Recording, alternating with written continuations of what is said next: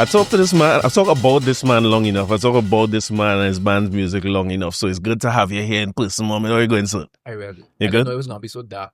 Yeah.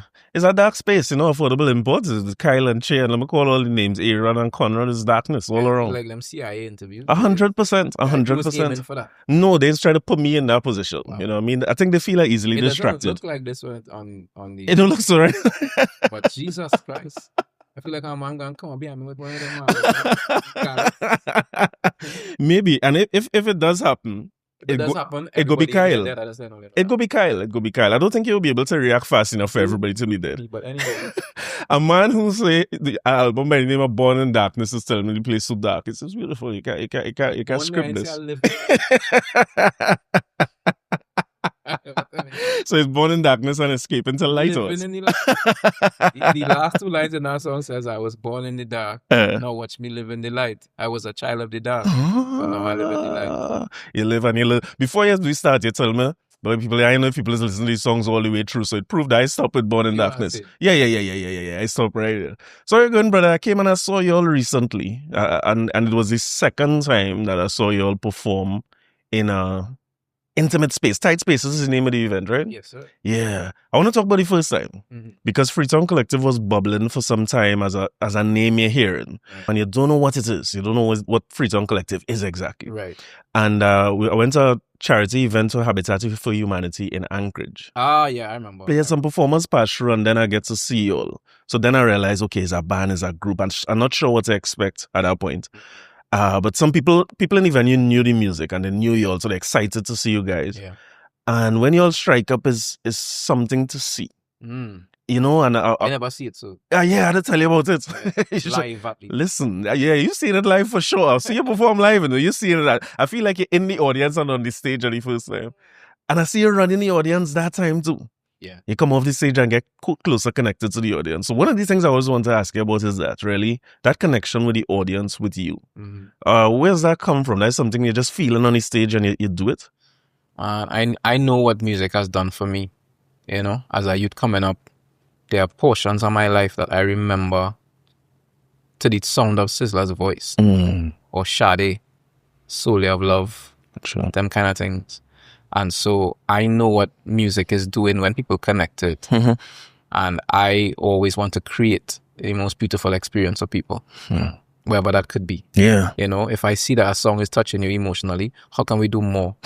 How can we make you never ever forget this? If this is a good memory, because we don't get too many of those sometimes in this life, how could I make this the best memory? You know what I mean? Yeah. Sure. I'm with you. Yeah, so that connecting coming from there.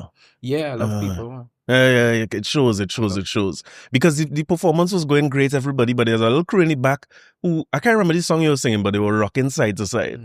And all this, that stood out to me, that you went and you rock with them and you play with them and that kind of thing, yeah. Because a lot of times too, the way things set up, they like to make us feel as though, and I used to feel this way, that our artist is some kind of special, magical creature that is born.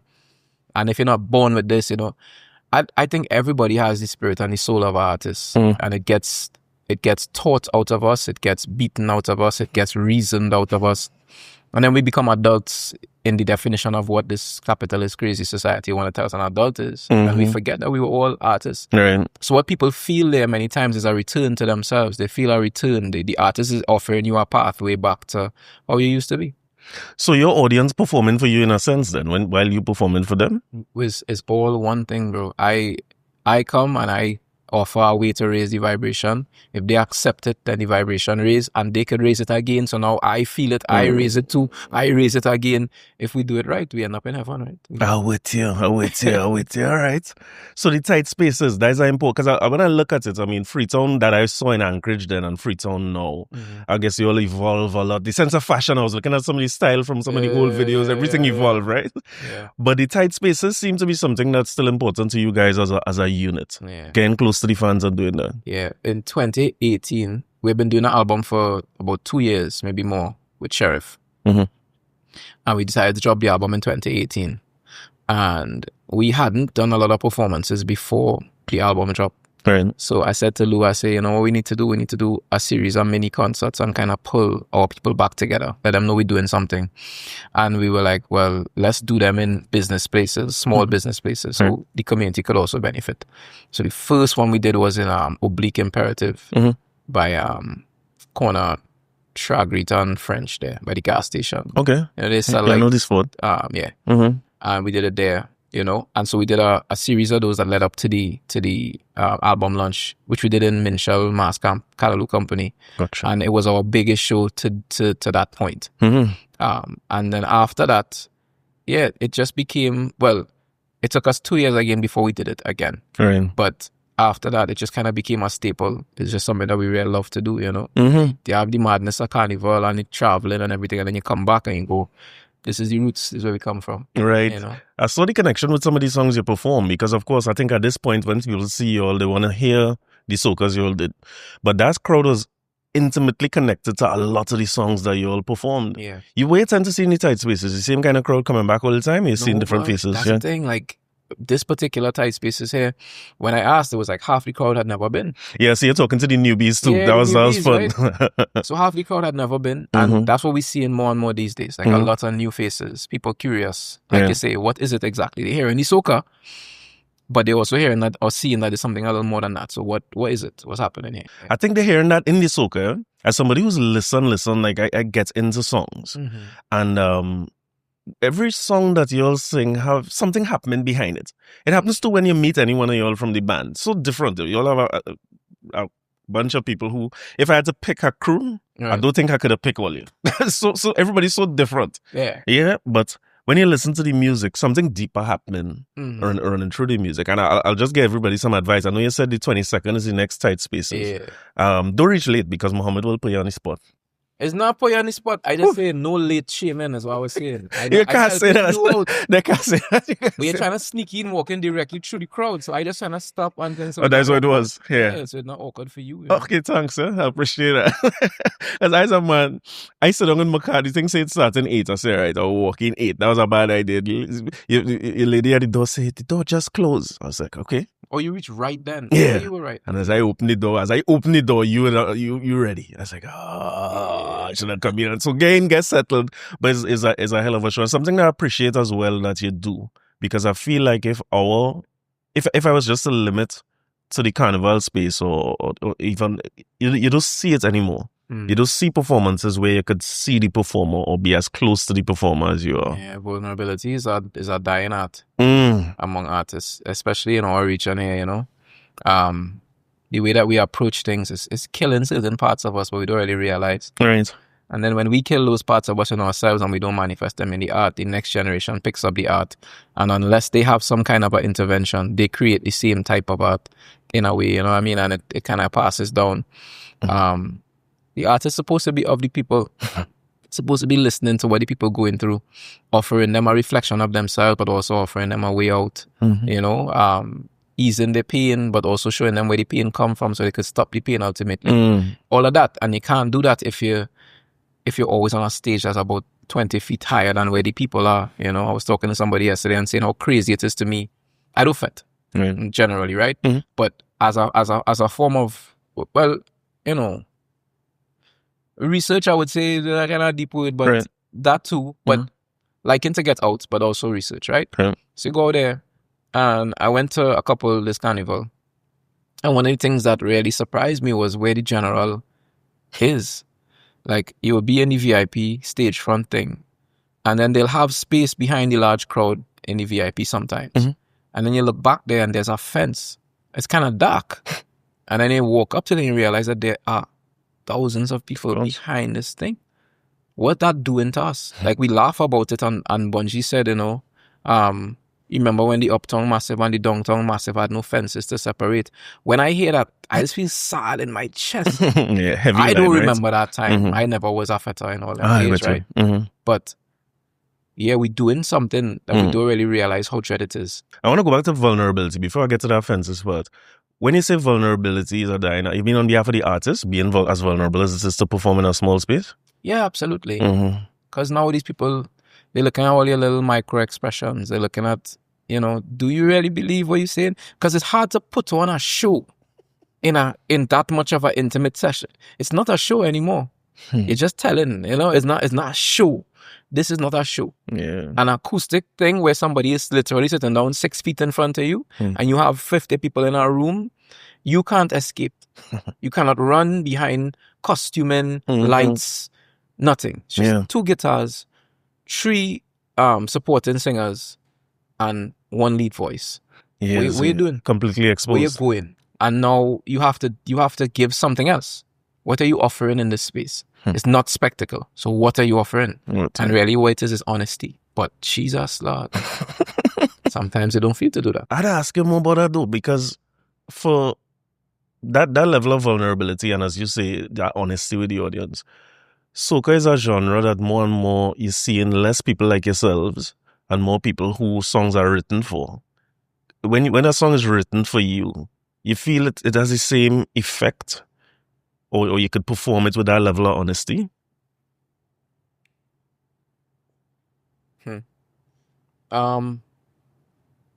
I wrote every single word for Feel the Love, right? And a part of me thought that I could progress like that. But when you get to a certain point, one, it becomes kind of almost physically impossible to do if you have other things going on in your life. Right. If you want to produce a certain amount on a certain level, right? But what I've really learned is, if you talk into a nation, there is a part that you have to go in and search in yourself and give a message. Yeah. But it's also important to collaborate, because many people feel many different things about the same thing. So when I sit down and it's Mevon, myself, Kit and Lou, as 4 grown men in a room who've all experienced, take me home for instance, we've all experienced Trinidad in different ways. So I remember we had gotten up to, I'll cross any ocean to find it. Don't let no mountain get in your way. Come across the water, been through the fire, and we were stuck. Okay, what next? And then Lou said, I know that my heart will show me the way. And I'll always remember that moment.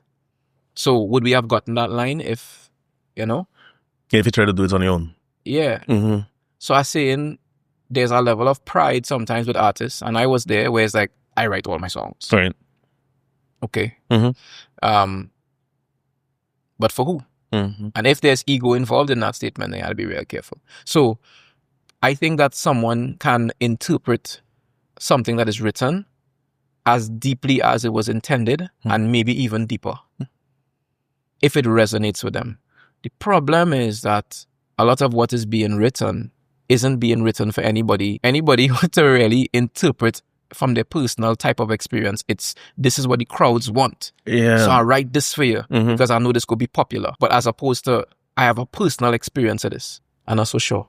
Well, I guess it would come down to song selection as well for a space like that. You're really choosing songs that you... That's what people who have been successful at having writers, that has been their thing. Yeah. When you look at Patrice Roberts' catalog, she's good at that. And embodying it, right? And also embodying it, right? So she have a singing Sandra bedrock of energy and a something else on top of it. And that's what resonates with us. So she's able to sing, Father bless everybody in this party. She could give we that. And at the same time, she could give us other things. Of course, you know what I mean? Course. And she has the authority because of how she carries herself. Yeah. And so it is possible for people to embody it on a certain level. But that has to be the intention from the jump. Funny you say singing Sandra. She was one of them who embodied it, because, like, for instance, Voices of the Ghetto. You can't tell nobody that Sandra. Yeah. Doggy Slaughter was the writer. It's sometimes it looks like, okay, how that come together? But yeah, you can't tell her. She writing it every time she go on a stage. You can't tell her because she, who feels it knows it. She live all that. So the person who writes it couldn't sing it. Yeah, how the imagine? Yeah, it would not connect that way. No, when we see singing Sandra, we saw mother, we saw wisdom, we saw take care of you, we saw somebody who understood our pain and went through what, you know what I mean? Right. So yeah, embodying is something that is down to intention, I think. So before I get into Freetown and where that started, I want to get into your early life. I'm a boy born and grew in St. James, right? And I understand you born and grew in St. James too. You live close to me, a few blocks away from you. Yeah, St. James, you say. St. James, yeah. I claim it, you know. I born in Carenage. Oh, you're born in Carenage? I trying to claim you as a St. James man. Upper School Street in Carenage. Right. My father grew up on School Street. Right. And there was a river upper School Street. Mm-hmm. And when he got married to my mom, I know his brother, my uncle, deceased, they went up there and they were planting and stuff. And he built a boardhouse up by the river. No running water, no lights. One of my earliest memories is seeing this man digging a cesspit by himself, bathing in the river with a fire hose. Oh. He was a giant of a man. And that is where I was born. I was born in Carenage. When I was about 4 years old, maybe, we moved from there and we moved to number 1 Mucurapo Road. St. James. Jamaat al-Muslimeen. Mucurapo Road. I don't know if you consider it St. James. Maybe one of those St. James. Yeah, St. James too. All right, cool. I grew up right on the opposite side of that cemetery. That facing here. We grew up in that cemetery and picking dongs. And the cemetery was home. Yeah. A lot of people, like, that's one of these things that get lost over the years. I hear people talking about cemetery, and even in this thing that happened, Carnival. Living in the cemetery so comfortable. Later on in life, I went Fatima too. So all my friends, other friends would either go Fatima, St. James, like Compre Junior side. Yeah. So all we used to meet, walk through this cemetery. That was no big. Yeah, now it's seen as this. Yeah, we buy a lot of stories that not ours. And that's again coming back to it, is the importance of the art. Right. We bought a lot of things that's not ours. It's okay to buy things that's not yours, but when you begin to believe that they are yours, you know what I mean? Like, you could buy it, but I didn't make that. That's another man's story. I like it. It's a cool story to tell. Rules and Halloween and all that. Yes. That's not, but I know we should. Of course. We believe in ancestors. We believe in life after death. We believe life doesn't end. This is what we believe. The other man's story, we buy a lot of them things. Yeah, and sometimes at the expense of our own things. Like, I'm talking in a marketing class the other day, and a student brought up organic fruits. And I was like, but what are you talking about organic, brother? What are you talking about? What are you talking about? They say organic and things. I say, all right. Meaning mango we just picking in neighbor yard. And free range chicken. I say, it's like common fowl. Right? Yeah. I remember somebody when I was younger, decided to go to another primary school, and talking about the same thing and picking dongs in the cemetery or whatever. And but like, were you eating that? That tree feeding on dead people? I like, good. Uncle said, it's the best fruit. It's the best fruit. Uncle said, good. It's the best fruit. I always remember a random story, right? But Leroy Clark, his family is close. Desi was there in the show, matter of fact. Desi my son's godmother. My wife's one of his best friends. That was one of my mentors. You know, when I met him through my wife and so on, and she was pregnant, he told us, bury the afterbirds and plant a fruit tree. Yes. Yeah, you know what I mean? So dongs that's the best kind of dongs, you know? So, yeah, I guess you're right. Like, sometimes we lose some of that sense of who we are and where we're from and those things. Yeah. And again, the artist is on the front line of that battle. Because culture is the border, right? And the thing that holds you and separates you in a good way from the rest of the world. Is what identifies you as you. And in this world of globalization and this kind of homogenized culture that we get from TikTok and all that, what defines you as you is culture, and the artist is on the front line of defining what culture is and redefining what culture is, you know what I mean? Of course. Yeah, the artist is the ones warring on that front line. Yeah. People don't see it because some of those, even in the song, we come in and hear a song that you work on a year before, 2 years before, you pushing it forward all the time. Yeah. So, one Mucurapo Road, what's life like growing up for you there? Like, there's a taboo thing for plenty of people to talk about during that era, you know? What was it like for you growing up there? Number 1 Mucurapo Road was essentially Afro-Muslim community of people who believed in doing good. So there was a doctor's office at that place. People could come for care. Sure. There was rehabilitation services at that place. Every day food was cooked. People used to come off of the street and know you can get food here. Anybody who had any issues in the community, anything that they needed, they could come to that place. This is the part of the story that isn't told, because when we hear Jamaat al-Muslimeen, we think big and bad Muslims take over the country and whatever. But the reason why the Jamaat al-Muslimeen had so much power on the ground is because they used to look out for people. Every Friday, hundreds of meals were cooked, and they would go into Port of Spain and hand out food to people. I can't tell you how many community disputes were dealt with quietly out of the courts, you know, so people didn't have to go. I'm talking about everything from stealing to murder, where the community would deal with it in a way that's satisfied. Because right now, if a man get murdered, the police hold him, they carry him to court. It takes 15 years for him to get whatever. He's the breadwinner of his family. How is that family being taken care of? We call it justice, but a breadwinner was removed and now our family is left alone. Of course. Who is paying that? Who's filling that gap? Justice is not what we think it is. And so the Jamaat al-Muslimeen was a place where justice was offered to people in a different way. When you have an organization like that, it's very difficult for the law to deal with them because they're operating outside of the purview of the law, which is really strange. They're offering justice outside of the purview of the law. Yeah, defining community, but it goes against what the state wants to define community as. Yeah. My father and some of my earliest memories is seeing my father, put on his weapons, and they go out in the night and they would go into these communities where they had drug dealers and things. And they would go and, they would go before and they would say these men and them, yo, we can't sell drugs in the community. And my father told me when he was alive, he said they would offer them different businesses. You could do this, you could do that, you could do that. Yeah, if you don't want to do that, we come in for you. Of course. So take your drugs, I'm going to take your money. They would destroy the drugs. Right? And it got very complicated, as we know, because the way that the thing's set up is not just the dealers that run in things. There's many, many layers. And so people began to personally come for people and whatever. One of the Jamaat al-Muslimeen members, Abdul Karim, a young man who was going to UAE at the time, he was going to St. James to buy a roti, was held by 2 police officers.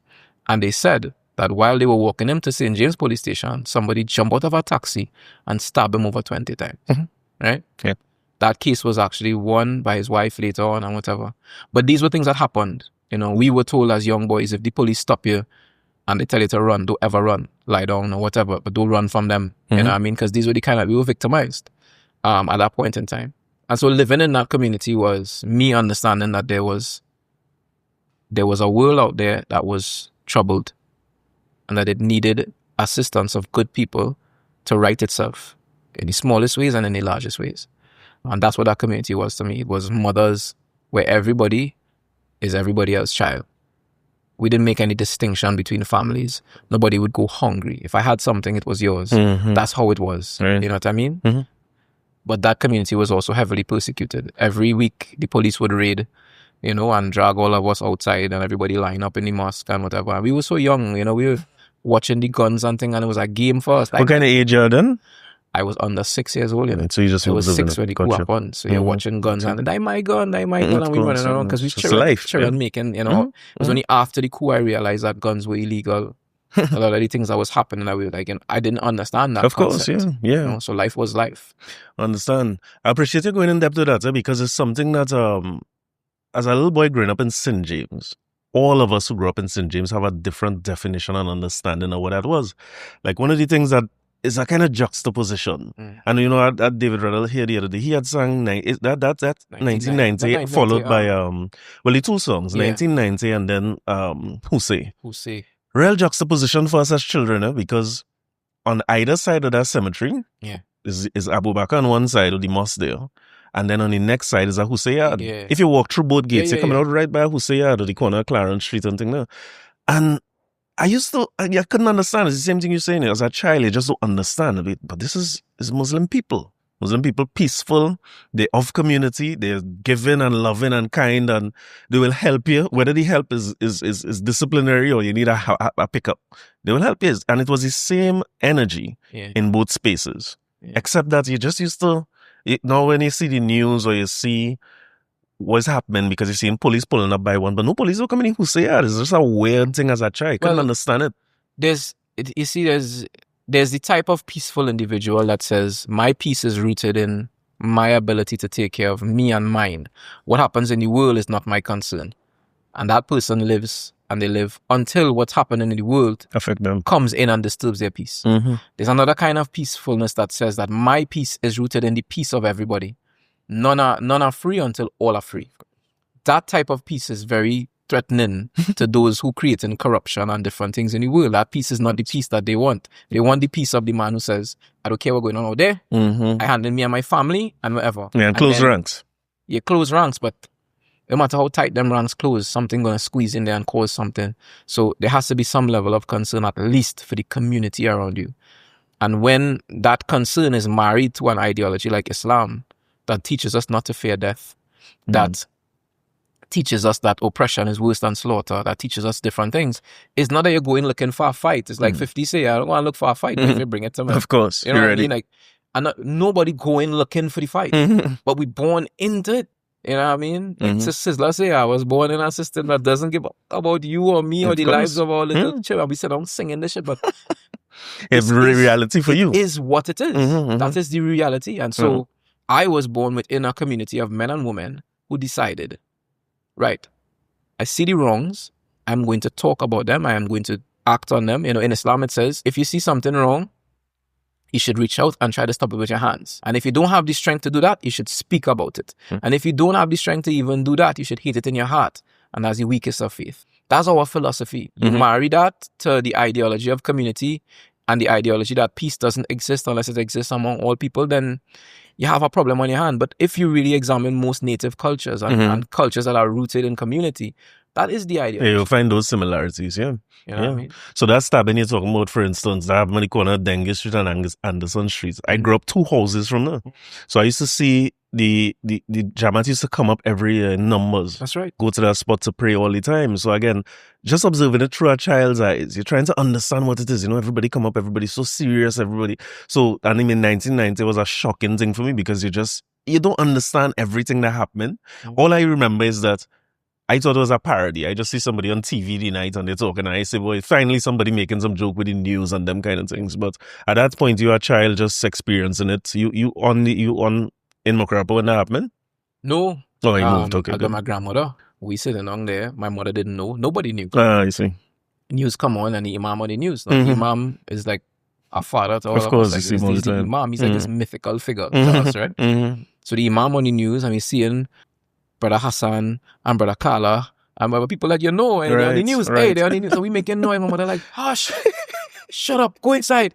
I'm like, what's going on? Of course. Then all of a sudden, the whole atmosphere becomes tense. What's happening? Like, what is actually going on? You know, my mother, I remember. So in Islam, you get buried in a white shroud, pine box, white shroud. It don't matter if you have $1 billion or whatever. So my dad had his burial shroud. He gave that she had it, right? I don't know when she got. I don't know how but she didn't know what was happening. But she had it, and she washed it and had it hung up on the line in the back of the yard. And I remember when the explosion went off in TTT.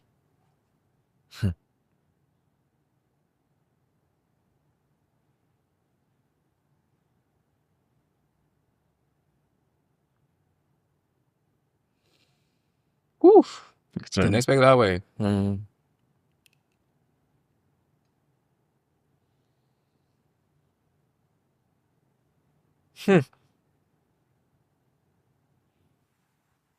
Yeah, Corie digging up things. Not on purpose. Yeah, boy. When the explosion went off in TTT, she had it washed and it was hanging up on the line, and it was like, I was only 6, but it became real. Of course, that's real. It became real at that point in time. Like, yo, shit. So your granny then, the whole saying is where? Belmont. So yeah, you hearing the explosion. Bro, we see in the fire. Of course, St. James was the same experience. We see in everything. We hear in everything. TTT is right there on Marval Road as I walk across the savannah, no, boy. And so it's like, all of a sudden as a child, it become real. Like, shit, we in danger. You're hearing that the police on top of the Hilton, snipers. Yeah. And then they're looking for all of the families. So I remember we realized at one point we had to leave from Belmont. And my grandfather, we got a place to stay in Maracas, St. Joseph. My uncle had a place in a bush in the park. And he was like, all right, you could come up there. And pick up Uncle Larry. And my mom had to take off her hijab. And we were in the car. I remember we were in the back seat. And she was lying down behind the seats there. We were going up, you know. And as a child, you kind of still don't have a sense of what it is. But yeah, we were basically in hiding for like a year and something. Of course, for younger people who mightn't understand what was happening during the coup, the armed forces at that point was any Muslim. So the hijab would be dangerous. Yeah. I mean, there are stories of families who got taken down to Tetron, you know, boys who were older than me and things, questioned and had guns put in their mouth and all kind of thing, you know. it was a real dread time. And I understand what was happening, what we were doing, what the Jamaat al-Muslimeen did. It was dread. So the response had to be dread too. I'm not saying that it was, but man, what a time. Yeah, of course. What a time. And we're at a point where, you hope that more and more people tell these stories at the moment, because every July 27th, there's a expose, a documentary, or whatever you hear it all the time where people come and say, but I do feel as if sometimes, as a boy who grew up in St. James, I always feel like we not getting both sides of this story. And sometimes, all right, so cooler heads prevail, plenty years pass, plenty people not here who was involved in that now. Now is a good time to start to explore. Yeah, it's funny, like, that we should be gay. I didn't think, for whatever reason, I didn't think we would get here, which is fine though. But last night or night before, I was thinking to myself that I need to go on my Instagram and I need to curate some stories about this and get some of the people that I know to talk about it as well. It's just different perspective, right? Because this is a part of our national treasure. It's a part of everything that we have to go back and review the tape and see what we did or didn't do. Because I'm not sure that we learned the lesson. I'm not sure that we learned the lesson. And what that means is that there's always the possibility of it being repeated. And the problem with that is that I doubt that it would be that organized if it happened again. Yeah. Well, at least you're not seeing any. There's no movement, at least not visible to people. No. Yeah, it's and difficult. that is not the answer. No, of course. It's not the answer. Yeah, well, I mean, you do a great job on your Instagram, like, just storytelling. The most random of stories. Yeah. I mean, Granny, you have Granny's a whole superstar. More famous than I am. She gained your famous attitude and thing, like, she let you know she on charge, she's a star. She don't know what Instagram is. No? So wait. She have no idea. Really? All she knows is that when she go out, people just, and sometimes she's just like, why all these people know me? Of course. What's happening? Why? But I'm real happy for that. Yeah, of course. I never thought of it from that standpoint. Like, she not considered what happened on the next, and she just know you recording all. So her, it's just you and her. That is fun. Nice. On the camera, and she's light up. Nice. Giving her some attention. Yeah. Right? Talking to her and saying whatever. She just, Yeah. It's nice to live through an era where we could document these things. Yeah, well, that's one of the main reasons. My nieces, I have two nieces that are real young, and she's not going to live into a part of their consciousness for them to really store who she is in a certain kind of way. So I've captured these things for me, for my sisters, for my family, but those two little ones, and the ones who may come, who might just never know. Yeah, of course. Yeah, of course. That this was a person. Yeah, it's one of the blessings of social media. Like, we could come up and make a list of all these things that are wrong with it, but documenting these things is... Again, it's come like when you say somebody could interpret the song as well as the person who wrote it. It's intention. I got you. When you approach it, how you approach the intention. Now, you're documenting that, just to step back a little bit, and that almost, like, I would say, I don't know if it's natural or not, but it feels very natural, like storytelling ability. Like, I wonder how much of it carries through your writing now. Because it's something that I feel like, I was telling you before we started, I had Colin Lucas here, and he was talking about Dollar Wine, right? It's by far biggest song, one of the biggest songs in Soca. And I was talking to him about how much of a story he told there. It had a thing, she wanted to learn to dance, he thing, send 5 cents, $10, all the way to the end of the song, where she teaching him how to wine now. And I feel like listening to your music, or the band's music over the last 2 weeks or so, just preparing for here, there's a sense of story that lives in your music. And I feel like, no, we miss some of it. It feels like Colin described this as, we have songs where people put 5 hooks together. And you love the song and you're fed to it, but you can't remember nothing about it. So deliberate for you, all this is just part of who you are, the storytelling part? And it's so Lou and I started off as spoken word poets. Okay. A poet is nothing without a story. Like, if a poem not telling a story, what is it doing? Right. You know what I mean? A poem have a beginning, middle, and an end, unless you are purposefully trying to do something else, right? And so when we transitioned into music, we were storytellers from the very beginning.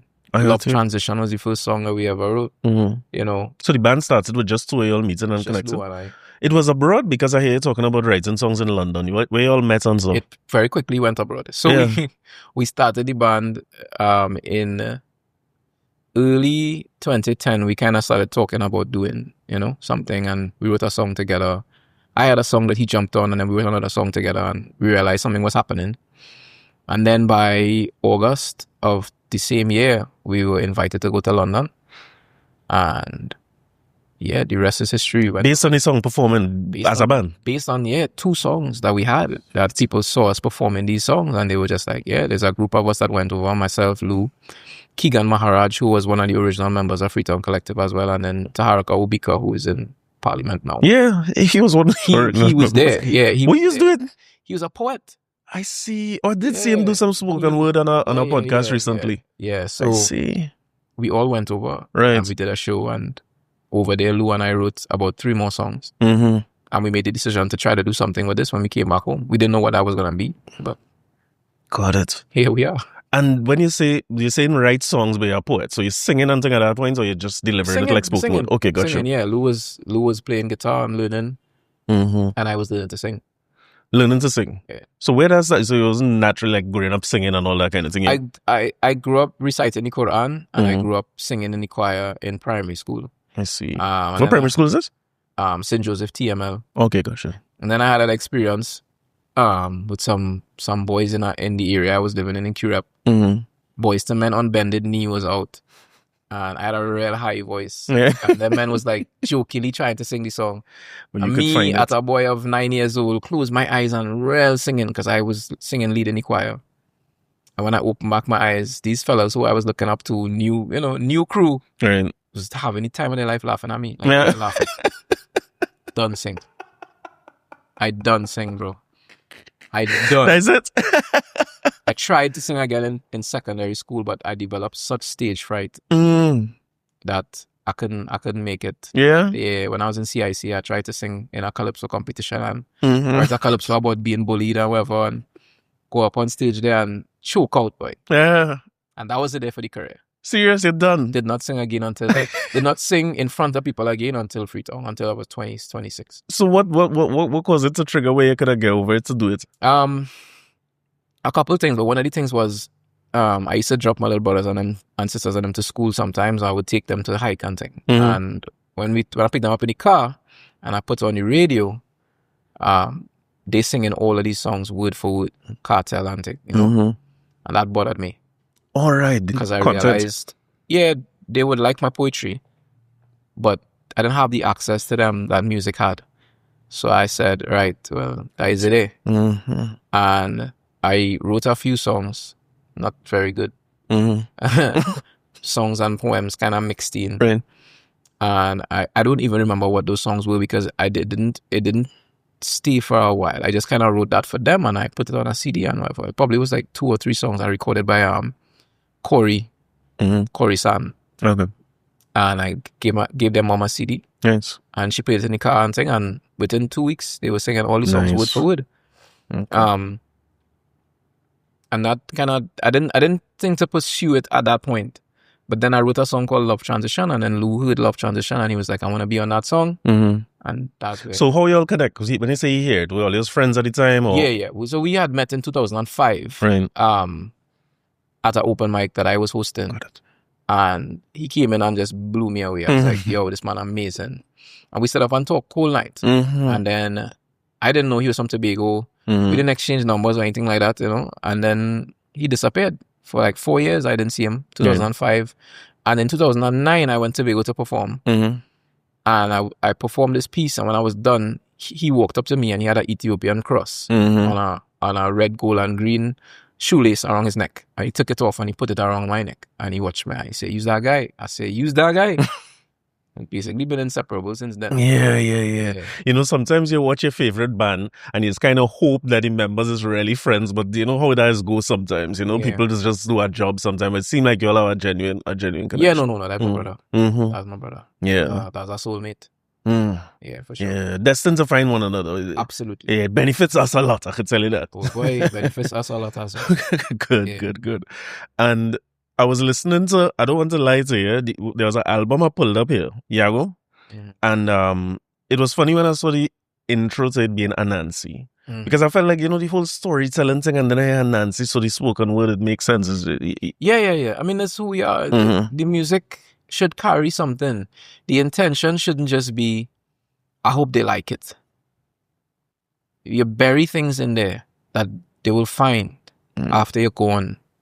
Gotcha. You know, people will dig up and they will write theses. I don't know. They'll write, close. yeah. I don't know the answer either. So. Yeah. Theses sounds so close to feces. I don't know why I say that way. But I feel like it's that because English real messed up. Sometimes you just have to say more than one thesis. More than one thesis will be written about. But you know, like, because a song has the potential to live forever, and it also is a library in itself. You should create things that have a level of depth that people could draw from all the time. You know, all the time they could just draw from. There's something about a song that is perfect in the sense of words are in and of themselves failures. Right? If you say water, what is that? So when you say water, there's a library that opens up in your head of all the things that you've learned about water. What we're learning more and more is that all of these things that science has said, science is also a progressive discovery of our own ignorance, right? So it's just moving on. Okay, that's not true. That's not true. Yeah, correct. But water as a word is a library in itself, right? So when you say water, your brain opens up and it offers you all of these things, right? It offers you all of these things. But we know that the word is a failure. Probably the greatest failure of a word that we have is the word God. It totally fails to describe anything. You know, masculinity, femininity. These are all failures at trying to describe things that have extreme worth to us and value and meaning, right? But when you marry the words to a melody and the artist now kind of embodies their lived experience of it. You have all of these things happening, lived and embodied experience. The word that is in and of itself a failure but allows you a certain level of lexicon, and then the melody that ties it to your memory. Something happens when you mix all of those three things together that does things to human beings who are essentially flawed themselves. But there's something that happens there when you marry those three things together that are all just trying to ascend, trying to give something more than themselves. If the intention is correct and it's all mixed together in the right way, it does something to the human being. So you're writing, like, even in listening to the albums, it's hard to say, okay, Freetown is this genre. Because I hear things that song like heavy rock. I want to know who plays some of them guitars and them things singing like heavy, like rock. Dax Carter.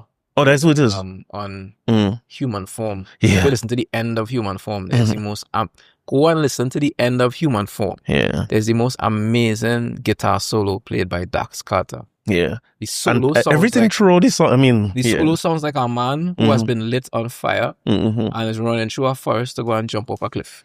Well, there's so much happening in that song. I can't tell you. Like I walking around the savannah. And I say, I want to immerse myself in what you guys doing. I want to find that space. And boy, a song start and I hear dogs at the back. I nearly take off. You know, it's so real. It's visceral, right? Yeah, very, very much so. Yeah. Sheriff. Sheriff was the mastermind. Sheriff and Lou really masterminded that album. The whole album? Yeah. I did a lot of the writing on that album. And Sheriff and Lou, in terms of the music. But Sheriff really took us under his wing at that point in time.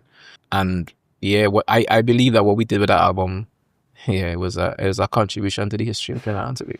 Yeah, do you feel it finding a rightful place at this point?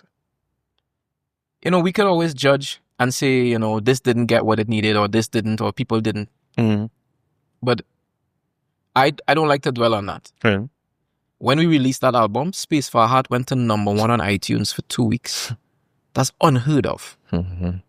Space for Heart is not a song that goes to #1 on iTunes in Trinidad. That doesn't happen. No. So we're real grateful for that. And many things happened through the course of that album and what that music was able to do that we're real grateful for. What that album will do in the future, will it reappear in some child's hands 5,000 years from now so they could understand that Caribbean people had more depth than what was sold to them by the world?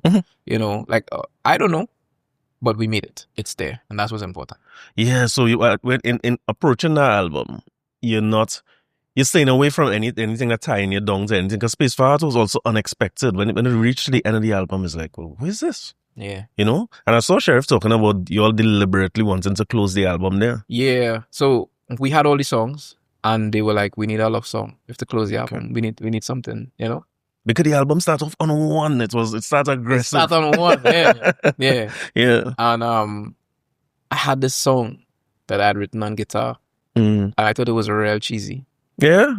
I came to the studio and I say, fellas, I feeling real. I had something, but and again, this is the vulnerability, right? This is like a space that offers you the chance to be this way. Because I have two brothers here who are not gonna laugh at me. Right. I come, this love song, and I was with someone at the time that I really love. I can't say loved. Right. I love this person. Yeah. And actually saw her 2 nights ago. And I came with the guitar and I sat down and I played this. And I was so shy to play it. I closed my eyes and I was singing it, Closed my eyes and I played something. And when I opened my eyes, Sheriff had already opened up the session on Logic to start to record. And how we recorded it was they took the lights off, or they put the lights low in the room. They put a stool and they put the mic down so I could sit down. And they left the room. And most of that song, other than the chorus, of course, was freestyled. So all of the verse, I was born to be a storm, all that, those things were freestyle at that point in time, which is crazy to me when I listen back to it because of the depth that it carries and what it means to me. But love would do that too. Yeah. But you were saying you didn't expect it to be a wedding song. Like you didn't know where it was going. Know what, again, it's like you don't know what people are going to do with the music when you put it out. Right. We had never performed in weddings before that because we just had music that was like real revolutionary thing, on it on. And then here's this song coming along. Bro, every time wedding season comes around now, it's like Freetown in about 5 weddings. Oh, nice. Every year it just the song just resurges every year around a certain time and then it's quiet, and then somebody will find it and it's a real beautiful thing. Yeah, of course. I mean, the lyrics of the song is touching. If you ever feel love or you want to know why it is a good song, like people should listen to it, Space for Heart. Yeah, Space for Heart. Yeah, powerful song. The album too, very, very surprising. Yeah. Because I met you outside by Ozzy yourself, by Ray's Bar when they were doing some performances. And I remember talking to you about Soca, some of the Soca you were doing at the time, Cassandra being one of my favorites, and you're saying, well, hey, we only doing Soca like 3-4 years now, Literally. 2020 would have been the first year that we really entered into the foray with Feel the Love. I wonder if I see the only person surprised when you say that. It feels like you all been doing it forever. Just because of how long the name has been around and that kind of thing, Well, we just been successful at finding our space. And, give God the praise for that because I don't have a formula for it. No. The formula is be yourself. The formula is when Lou say he feeling this. Go with it. And something in Lou belly flip-flopping, then we have something. I could feel like we have something, but I don't fully just trust that alone because I didn't get here on my own. And there's a feeling that happens. Right. So, man, if God say we go in, there we go. So what was that? Is that a choice like you're saying, we should do Soca because we're from here? Because it seemed as though the initial albums, it was not. It have a few songs I feel wanted to head to Soca a little bit. But is that a deliberate choice at that point saying we Trinis, we should be doing Soca? We did a song called Where I Am and released it like in the middle of January or something like that because we didn't know nothing about Carnival and releases and whatever, right? Sure. And that was the first time we had like an intention of trying to do a Soca. Okay. How do we sound as Soca artists? Because Carnival is a space where, it's still like our largest cultural connection. Everybody comes there to feed, to come to get something. It's when we listen to ourselves the most. It's when we are most ourselves. It's when all of the culture just kind of comes together. Nobody should miss out on that. If you are Trinidadian, if you are Trinbagonian, that is a time when you should access something because it is a swelling of ancestral energy. It is a heightening of our sense of self. And the world sees that as beautiful and we see it as beautiful. And it's a time when we are open to ourselves. And so we made a decision to not, and then Ryan came along at a real opportune time. And he had a rhythm that Nyla was supposed to be on and Kes eventually came on. And I wrote this song for his Soca Brainwash that year, which was supposed to be entitled Wonderland.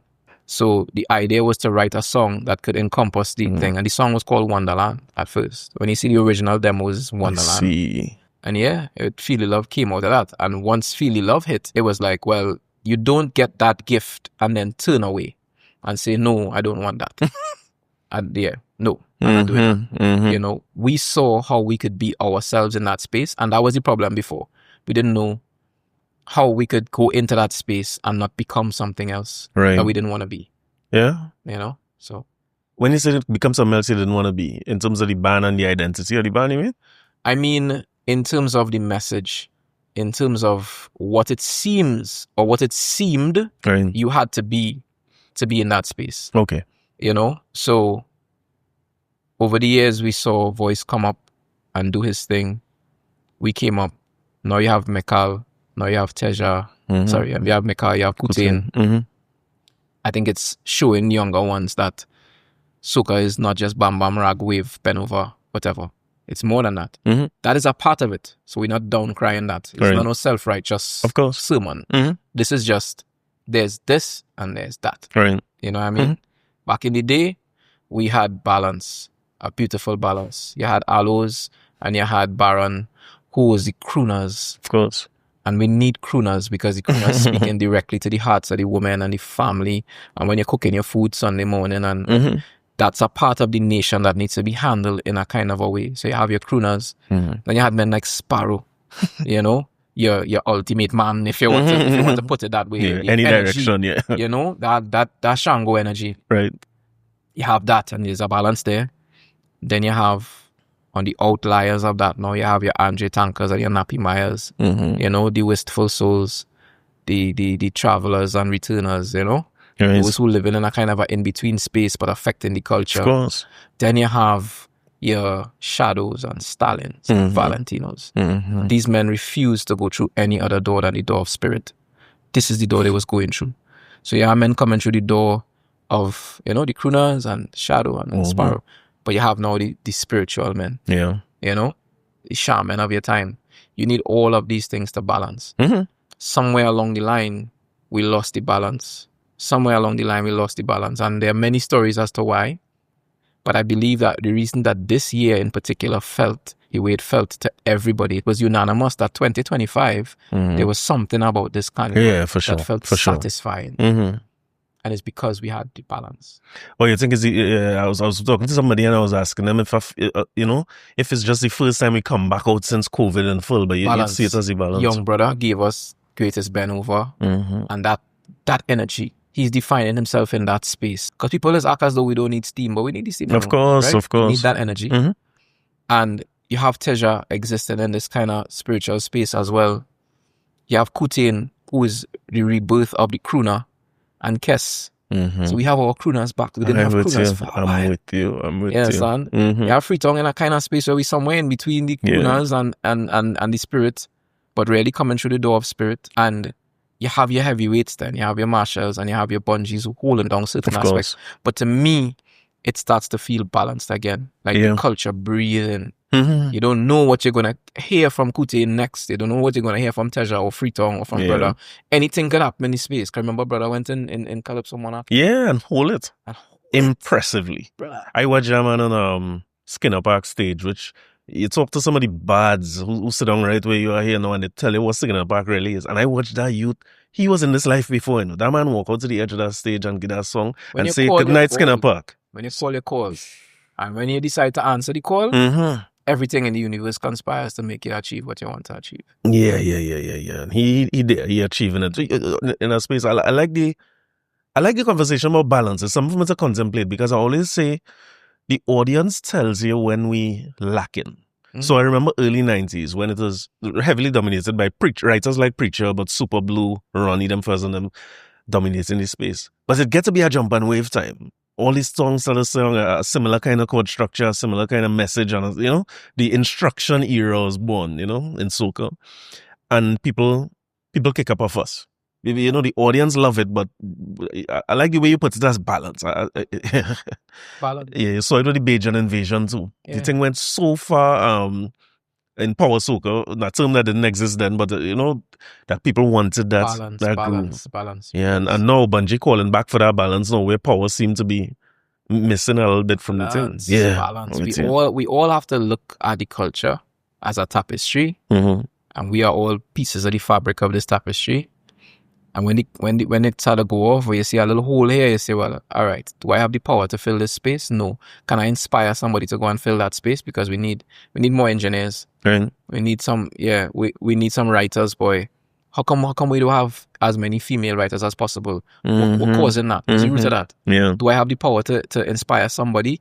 Who do we need to talk to? How do we get into the, like, you know, that's what it is as an artist, I think. You have this bird's eye view. And anybody really, you look at it and it's just, you go, okay, there's spaces to be filled. Where can I fill the space? You know? I have a random question for you, you know, because of this, but the space for youth, you're seeing it emerging more in soca. Like, I wonder sometimes, like, you do see a whole lot of young artists coming out all the time. We have a problem where there's, and I don't have the exact description of the problem. I don't have the exact prognosis. Sure. But there's a meeting place of fetes, promoters, culture, money, something inside of there where no one wants to take a bet. And no crowd has been nurtured to want to listen to the new. Right? So where's the space? Not just some random tent on the edge of a forest. Right. Where's the space inside the culture for the ones who are coming up? I'll tell you one space. Welcome to Freetown. Over the last how many ever years, we were featuring Coutain before Trinidad realized what they had. Right? Jimmy October has been there. Annalie Prime has been there. So we need spaces that are in the mainstream, or at least close to the mainstream, that feature the younger ones and give them a real opportunity to come out, to show what they have, to show that they're able to take the bigger stages, that they're able. And if they're not at the point in time, to give them the opportunity. You know what I mean? It can't just be.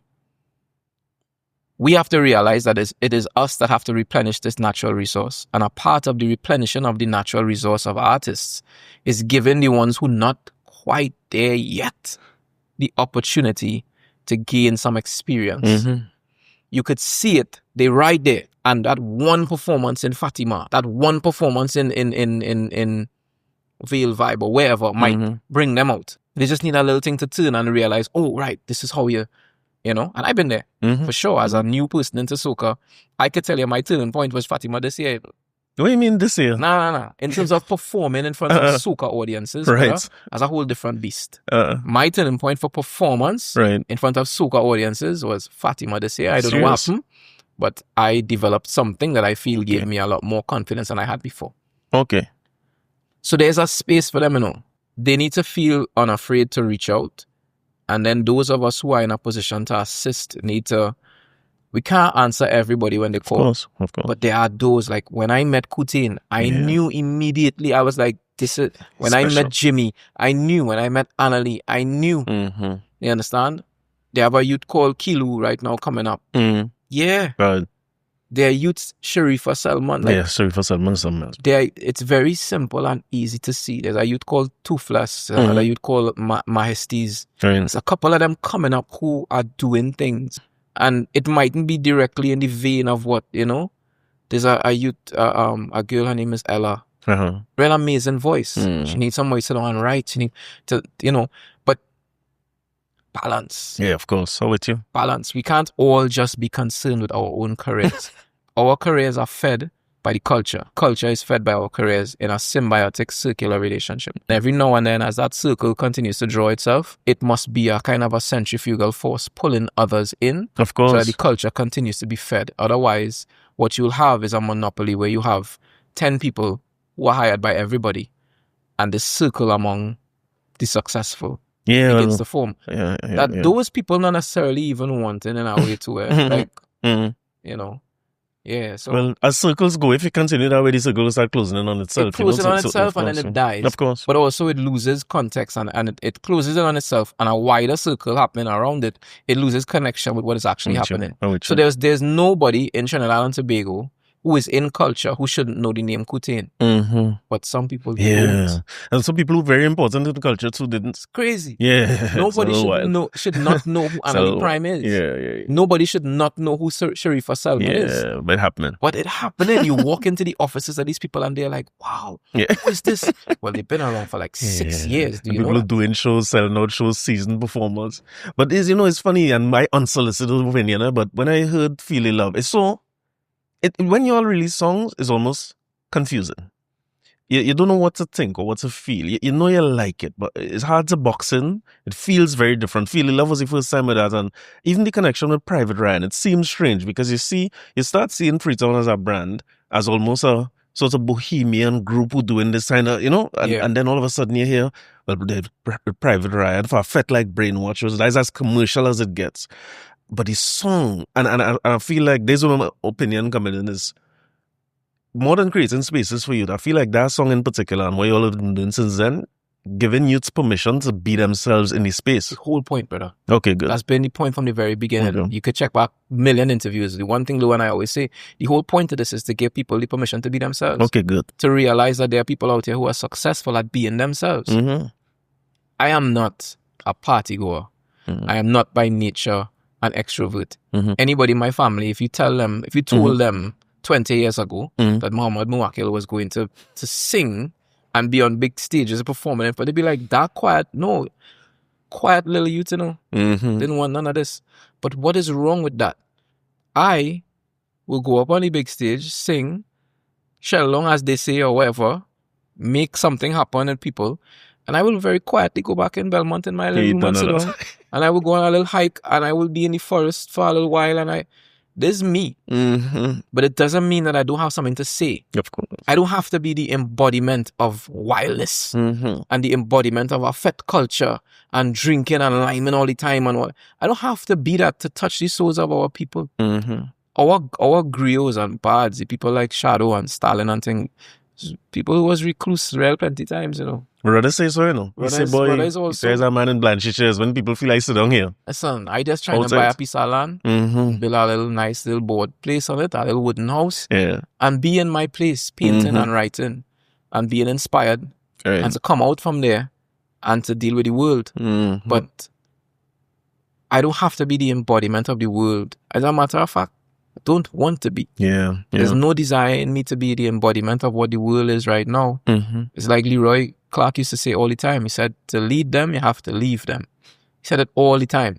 When I was young, I didn't really understand. Mm-hmm. But if you want to make a change in the place, you cannot be like the place. Mm-hmm. And to not be like the place, you have to be outside of the place a little bit. And observe it. And observe it. Mm-hmm. Yeah.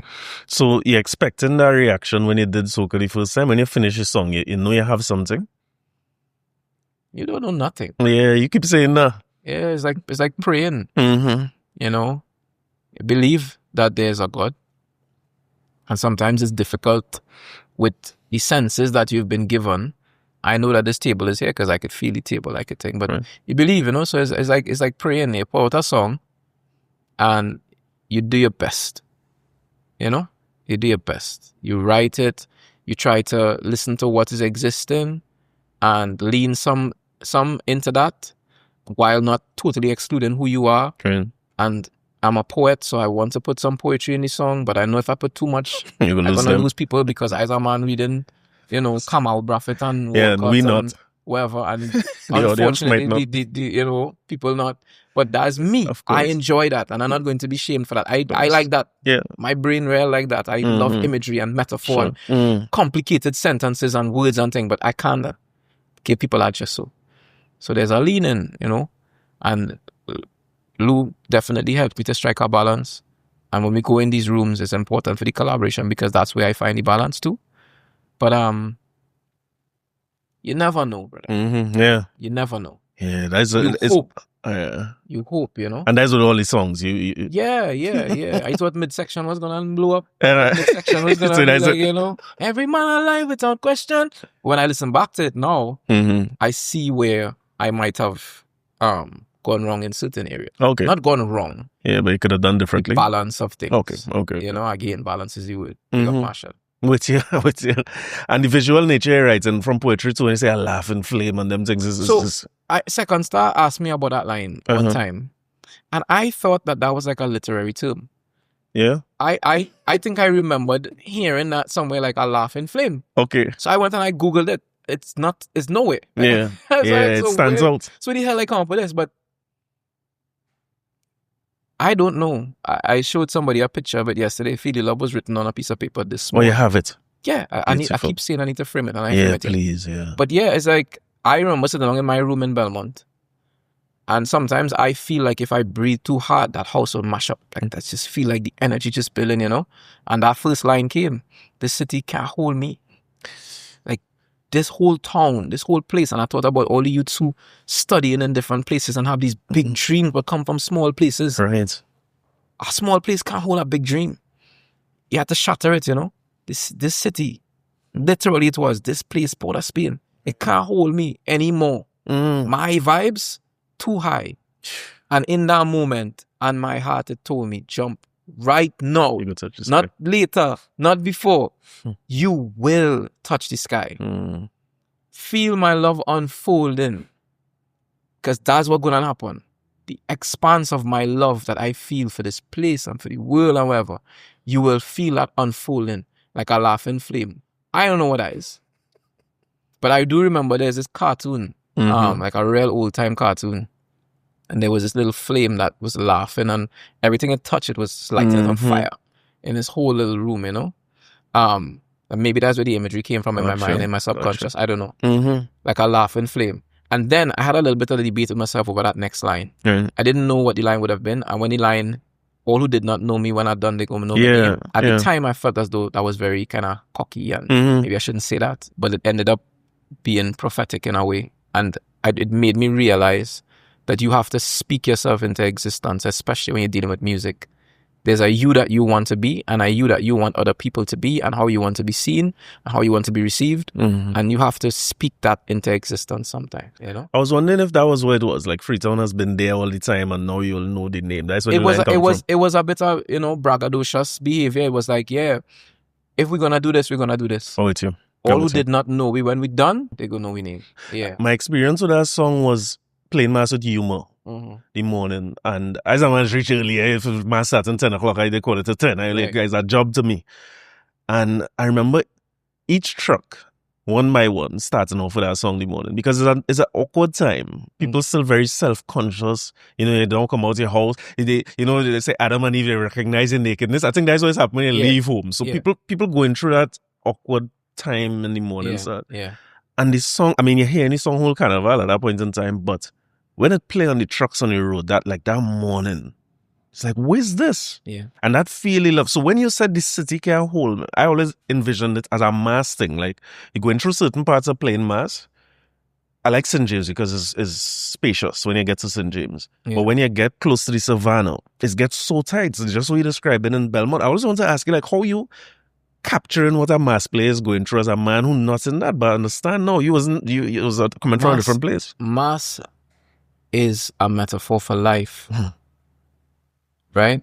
In some of the creators of ways,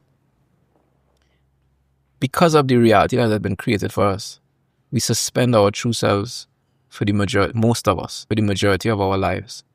And in their infinite wisdom, our ancestors created festivals like Pagua, like Carnival, knowing that the human being needs these things to express themselves. We go now and we make what we call it, these the angry rooms where it's going, the rage rooms and thing.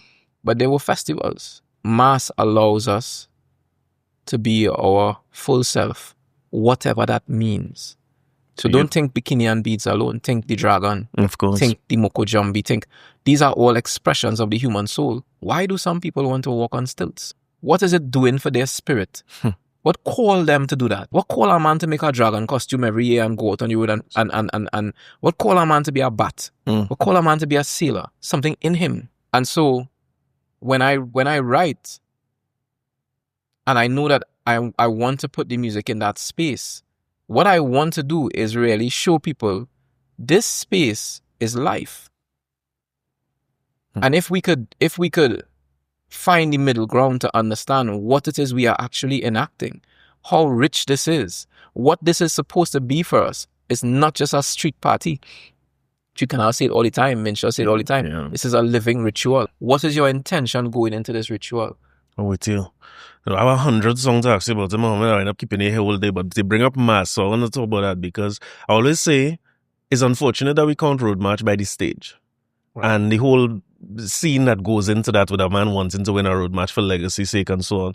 I wish they could check everybody's Serato and see what was played most on the day. Yeah. Because everybody I know who play mass say it was mass that year. Right. It played the most on the road as masqueraders. And I know what it felt like when this song, you know what it felt like? So Feel the Love felt like, you know, like, can you feel the love? That's what a masquerader will feel the morning. Like, I just love these two. I should just be free. Or for me.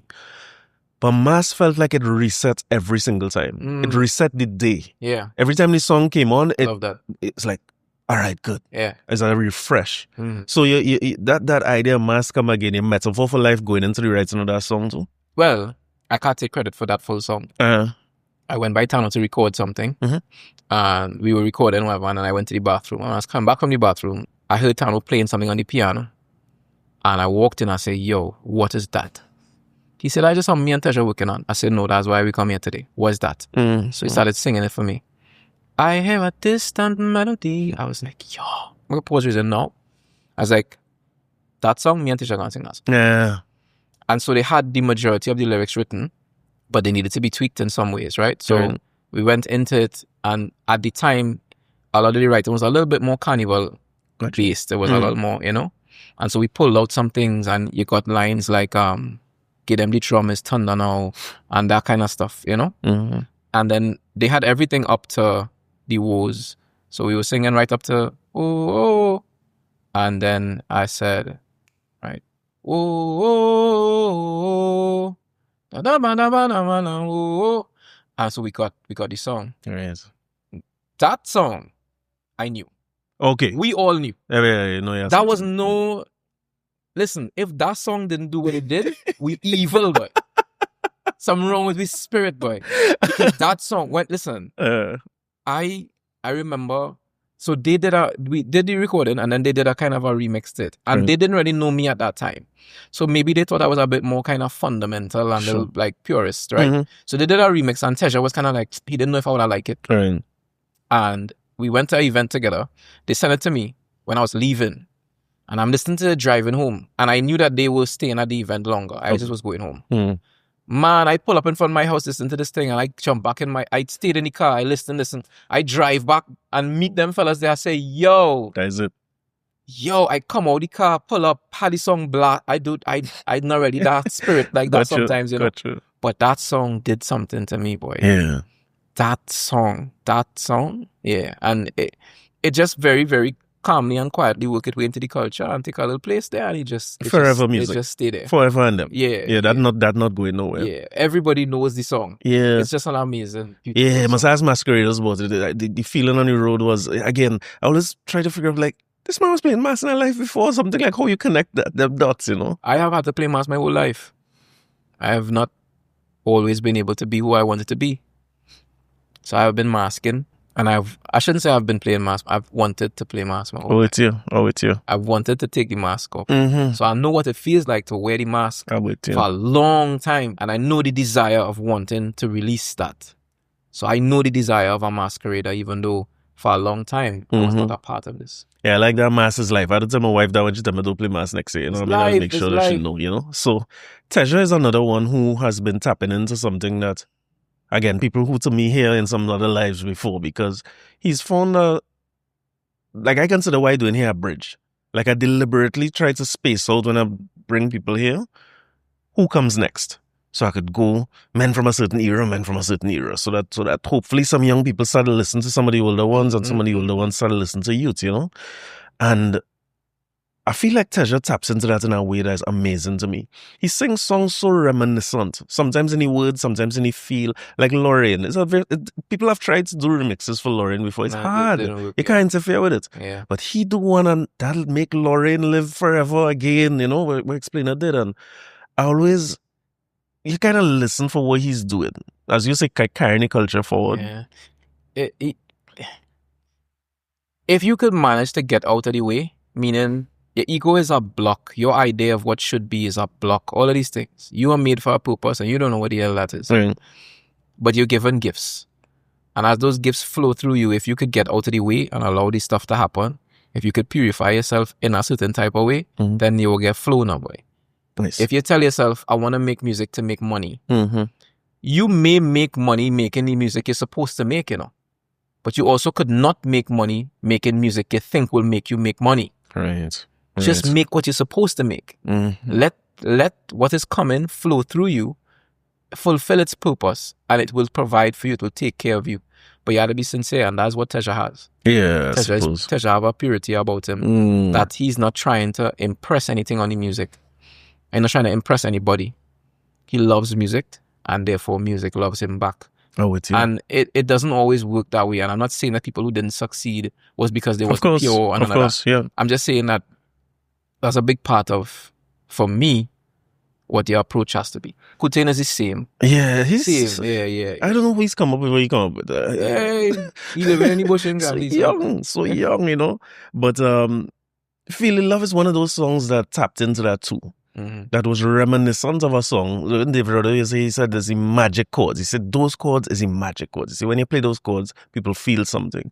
And I was talking to you about it before we started in terms of approaching it, and you're telling me that, there's some people had things to say about this song. My audience was saying, hey, that's just a high mass remix. Take Me Home is what I mean. Yeah, sorry. Is that just a high mass remix, or just what was your thoughts on it approaching it? I mean, we sat in the studio. We didn't know what we were gonna come up with. Lou started playing some chords, and very quickly we realized, oh, this is high mass chords. Right. So we had a decision to make at that point. Do we abandon these chords and start over, or do we keep going? No. This is what has come. Let's go. But what we were sure to do once we realized that they were high mass chords was none of the melodies in that song are borrowed from high mass in any way. And I challenge anybody to go through that song and try and find a melody in high mass, that thing. Yeah. I challenge anybody to go through that song and try and find a lyric that is close to high mass. We just realized that it was the same chords, which was beautiful to me. Yeah. I was like, yo, this is how you build on legacy. Every other place does it. And has no problem. Yeah. You understand? But for some reason, we would like to be like, I am very proud to be living in the legacy of David Rodder and Attila and Radio and all of them, Stalin and Shadow, God rest their souls. I am very, very proud to be living in their legacy. So if you happen to hear their music and my music, thanks. And if it sounds deliberate to you at times, it is. Absolutely. They will not die as long as I am alive. Right. They will live on in the music that we create. So yes, but it's not a high mass remix. And if you're saying that, honestly, you're either lazy or you're looking for raps. I guess that's part of the thing I had to pay attention to. Sometimes people just want a rap. That's okay. And that's cool too. Do raps by me. Because I am not answering you in the comments. I'm not answering your DMs. I'm not answering your reels. I don't care. I'm not a raps man. That's why we are podcasters. I'm not a raps man. So even when I listened to the two songs, because again, I just felt familiarity when I heard it, and familiarity because again, playing a little bit of music myself, I said, but this chords feeling, and then I realized, I said, wait, these fellas do that. And one of the things I always find beautiful about high mass is the song almost have two different themes. So you sing and he said he was writing it from just being in the Catholic church and knowing it have something there. And then in the midst of it, he started to say, oh, I love my country. You know what I mean? And when I listen to Take Me Home, it's such a nation building. There was some things that you and Lou were doing with the little drone fly out thing. That thing that was special. Yeah. And the song just continued to build and build and build and build. And they have some powerful lines in the song in terms of just connecting us to who we are. That could or will connect to any generation. But I always wonder, as a writer, how he is write all that, and then the most popular line in the song is "Ribidi bim bim bidim," right? You know what I mean? You feel that way about as a writer, but that's what everybody. It has so much lines, but then everybody waiting to hear "Ribidi bidim bim." Because first of all, as far as "Ribidi bim bim bim," you haven't written on paper too. Yeah, "Ribidi bim bim." That was a placeholder when we recorded the demo. Serious? There was supposed to be words there. And I was playing the song for a friend of mine, Chandra. And I was like, I need to, don't worry about this part. And she's like, nah. See that? Lead at it. It's Chandra Mirage? Yeah. She said, lead at it. I said, all right, cool. And then we all agreed that it should stay. But it wasn't meant to be that. No. It funny is like, ribibidi bim bim bidim. When they say it have a rhythm deep down inside me, ribibidi bim bim bidim. If you are from Trinidad and Tobago, you understand that immediately. You hear the pan, you hear, like, it is an unexplainable thing necessarily to anybody else who's not a part of Carnival culture. But if a man say, "Ribibidibim, right there," like, that is the rhythm inside of, right? Yes. So it is beautiful to me, actually, that people leave all the words. I just told you, words are failures. This encapsulates something that people, you know what I mean? That people feel. It's not trying to tell you, well, you know, if you move this way, you go do this. It's just saying, this expression has collected emotion and all is the right there. Yeah, yes. You see those school children sing that in Belmont? Yes, bro. But they're waiting for that line. Yeah, that have energy behind, and you're right. That rhythm means what it means to you as well. I like the cultural context you put it. Thanks. The one of them is called hot fries. So they're like, you could have all the poetry and all the nice parts of the song, right? But hot fries is what is sell. I see. And food and thing. You had a hot fries. A man coming by here just for the hot fries. So don't give people all the, you know, thing and spirulina and whatever. Cool, no problem. Yeah. If you want to make money in the business, if you want to thing. And I mean, I understand. Hot fries paying the bills. You have release. A man like me, I go and listen to Jose whole day, you know, boy. He don't have no hot fries. But if you're writing the Soca, all I remember, Coutain, Lou and them say, and never give them the hot fries. All right, it's your hot fries. I like it. And everybody's shouting, you know, because up until that point, it's a nice song. But then that offers you what you want, the release. It offers you the space to jump out yourself. Yeah. You know? Yeah. And sort of forces you to listen to the second verse, which is powerful. Absolutely. Powerful. Absolutely. So affordable imports and them go pull you out there, and I'm going into selfish time now. Because when you're talking about Conrad, come now. We're Conrad. Yeah, let him come in. You enjoying. But selfish question for me again. That Light Man as a song. You're telling a story there about any artist or anybody who ever tried to do something. Artist, business person, know what that is. Yeah. So the theme behind the song is you basically saying, hey, week joint our clothes. I make no money. My grandmother watching me. My wife watching me. My sisters, my brothers watching me. Kind of funny. She say, I know it's music you like, but son, we have groceries to buy. And we can't pay the Light Man with a song. So I start to weigh out my choices. I'm trying hard not to listen to the voices in my head when they tell me, give it up. It's so easy. You could get on 9 to 5 and do something good with your life. But all the while, I hearing, you could be okay.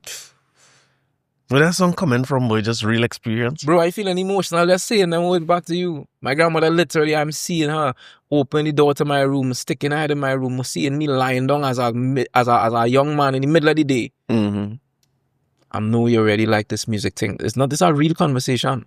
I understand that. But it might be time for you to think about, so how you going to eat? You understand? I'm not going to be around forever. You understand thing? You're not gonna be in your 20s forever. You're not gonna, you know? And my grandma and me lying on that bed going, it's gonna work, you know? Yeah, because God not gonna lead me to this place and then this gonna work. I have a mission. I know I have a mission. You gotta bear with me, no granny. Yeah, well, you gotta bear with me, boy. I don't know. Yeah, well, you ain't go suffer. Trust me. It go be alright. Yeah, so said, so done. So said, so doing. So doing, yeah. But even better. So said, so doing. That song resonates. You know, I always remember my father who would leave in corporate world to go and start business. And my grandmother telling him, boy, Rudy, you have to look for a pension. You know, you're changing from job to job to job. A very, very Trinidadian thing, right? Trinbagonian thing. It's a world thing. You're trying to save you. You're trying to protect you, you know? But then they'll tell you that you should admire people like Malcolm X. And you should admire Martin Luther King and Steve Jobs and whatever, you know. But don't walk in their shoes. Yeah. God forbid. Do not do what they did. However, look at what they did. But don't do that. Don't do what they did to get there. Because we don't want to watch you sacrifice yourself. That could be shameful, but also it'll hurt our hearts to see it, you know, so much potential. I was doing civil engineering. I do science my whole life. Right. So I was destined to be that. God, you know, sure. doctor or destined. something. Yeah. Here we are. Yeah, and they're saying it out of complete love, eh? It's love, bro. Yeah. Love will tell you, do not follow your destiny. Out of love. But then, you know what? When love begins to see the destiny unfold, love is be so happy. Man, love just lose its mind when it realized, yo, we bet on this and it working More. and he happy. All right, there we go. Yes, abundance time. Jesus.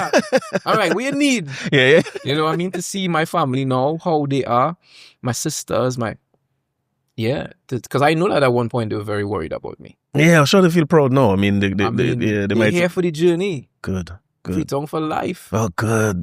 Congrats on that. That's good. Yeah. Because I think it's so easy to listen to that voice. Sometimes the voice coming from within much louder than granny voice, saying groceries are to buy. Nah, boy, I'm grateful that voice from within never told me anything other than keep going.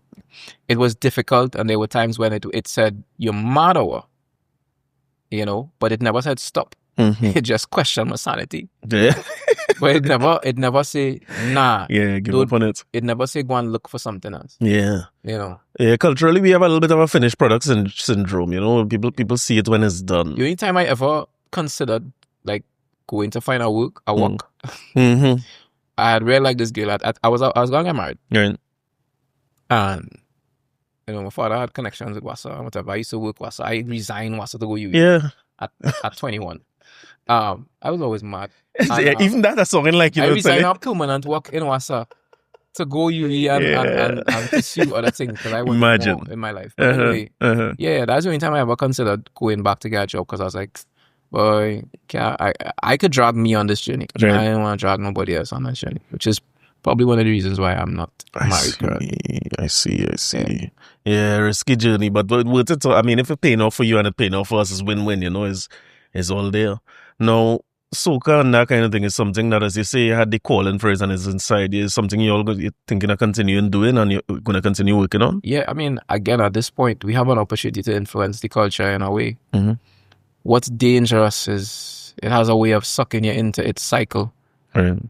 And then putting you on the track to perform at all these carnivals and whatever. And in doing so, if you're not careful, an artist like myself, you could lose some of your depth and your substance. You could lose some of the love you have for the art form, because when you start to see the side of the business side, that's not very pretty.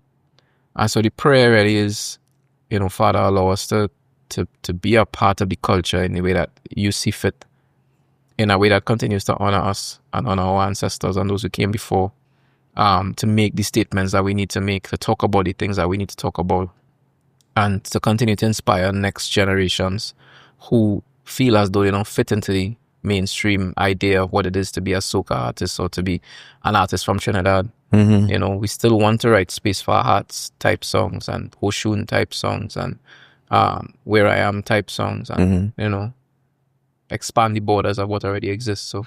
Yeah, you were telling me about Oshun as we wrap up. You're saying that the reaction to that in performing in Europe and so on is... Yeah, I mean, it's a song that just dive into your chest and start swimming around looking for memories and things. Mm-hmm. It's just one of those songs. I'm very proud of you writing on that song as well. Yeah, the completeness of the song too, because I saw, for some reason, something had happened when you were doing the tight spaces. And there was a song that you all said you were going to do, and then you kind of skipped the song. Yeah. And then you did it in the end, and so now to be Oshun, and I saw it in that space is something else. Yeah, very, very proud of it. But again, it's a vulnerable and a risky song. I have a goal in my head. I want to perform Oshun in a fete. This is what I was going to ask. Okay. I want to be able to create a space where people know that when we come on stage, I'm going to give you an opportunity to feel something you're not going to feel it from anybody else. Mm-hmm. I'm going to give you an opportunity in this mad space here. I think I want to do it so bad. Yeah, glad to hear that though. Yeah, glad to hear that, because you talk about young brother, and when I get him here, I go ask him, but his calypso was so powerful. I wondered why, and maybe it's just his fete space, you don't have the time. But if he had performed now in some fete, that would have rocked them fetes. Again, I'm going back to men talking about Haiti. They used to sing Haiti, I'm sorry, fete. So the space is there. It was there. Mm-hmm. And it's still there, but it just, we don't even know that it's in us. Right. Like Take Me Home. It hasn't really been a song like Take Me Home for a very, very, very long time. For a song like that to appear in the middle of the carnival season and did what it does, it says something about us as a people. We're ready. We're missing it. We're missing it. You talk about the balance when we start off. We're missing the balance, and we're ready. We're beautiful, so. Mm-hmm. We've been told that we one thing, but we so many different things, and we're ready. We're ready for more. As you talk about different things, how uncomfortable are you if I make this comparison? Is it for joy, right? But when I compare you to David Rudder as a fan, what's your comfort level with that? I mean, who doesn't want to be a giant? Who doesn't want to be able to stand and say, I represent these people here. They're proud of me. Mm. And I'm proud of them. You know what I mean? Like, yeah, who doesn't? Who doesn't want to be compared to a giant? Mm-hmm. Yeah, I don't have any. I'm proud of that. It means that I have done a certain level of work internally and externally, and that I have now the opportunity to continue the legacy of a giant. Okay. Because he left the work at a certain point. Mm-hmm. Now we have to pick it up and realize that we should still be sorry to Haiti. And it's still a madman ranting all over the place. And Calypso music still needs to be honored and sung about. And it have a Bahia girl there waiting for somebody to sing a song about she. You understand? Mm-hmm. So, yeah. They're cool with them. I saw a guy talking to me once from Seattle, Washington, and he said he went to this show in a little cafe. Mm-hmm. And it was a early artist performing, similar to what some of the spaces you created in the concert during Carnival. And he said he was really there to see this guy who was big in Seattle. Everybody wanted to get, and he had one of the 100 tickets that was there. And he said, well, we have an opening act for them. A little group from Jamaica named Bob Marley and the Wailers. Yeah. Bob Marley, Peter Tosh, Yeah. you know what I mean? Bunny Wailer performing in a little cafe with 100 people.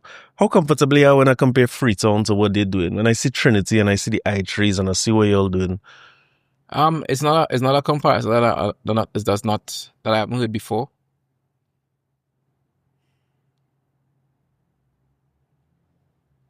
There's a lot I could say about it. All I know is I know I have been brought to do a job. I'm getting some idea of what that might be. Mm-hmm. I don't know what it is, but I'm getting some idea of what it might be. It has something to do with telling stories. It has something to do with inspiring people. It has something to do with me aspiring to be the best version of myself. It has something to do with dealing with governments and the way that they deal with people, supporting communities. It have a lot of things in there. And Bob was able to achieve a lot of those things in massive ways.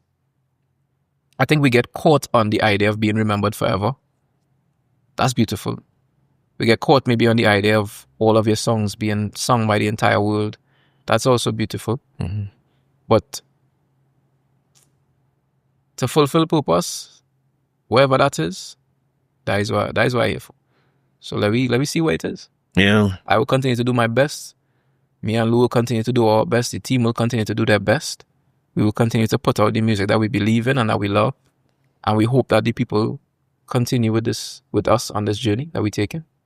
Yeah, I appreciate that. I appreciate you all continuing to do that and finding a way to stay true to yourselves. It sets an example for people, I feel. I feel like you're also teaching the audience in a sense. We've had to. Yeah, well, I guess you would. Yeah, we've had to train our audience from the very beginning. Of course. Because it was something new. And you had to train the fet audience now to accept our shooting. It's some work. But we needed the love mass and take me. I would imagine. I heard you talk about it when you performed the other night because you were saying it's such a big difference when you go on these stages where it's tens of thousands of people, you do one or two songs and you leave and, versus that intimate space where you get, be yourself, your complete self, but also maybe try out new songs, put out these songs that people want, take requests. They had to know you. Like, the fets now feel like the tight spaces audience to me. And that's a big step, right? Yeah. But it feels very similar. Mm-hmm. It's because people now kind of know in you and they know the songs. And once they realize, them sing Feel the Love, they want to hear what's next. And so I think that the opportunity will present itself very soon for a ballad in the fets. Well, I hear for it. Whenever it start happening, we will be there. We will continue to support. I appreciate you coming through. We've been not so bad with time. We're so bad. But I had to tell you how bad I perform on my list today, right? Because the conversation is it's so interesting. I have about 20 songs here we can talk about. So I appreciate you taking the time and sharing some of yourself with us. God willing. Yeah. I think once you start releasing on that kind of thing, or whenever. I mean, I hear, and these things tend to build build on one another, you know? Yeah. So I appreciate the risks that you guys taking. I appreciate what you're doing. This is important what you're doing as well. Yeah, I appreciate that. And it could only remain important if people like you come and share some of these stories. Good. I appreciate that, man. Thanks a million. Conrad, ready to put you out. I'd be like, why do they keep going through this, boy? I tell you anytime.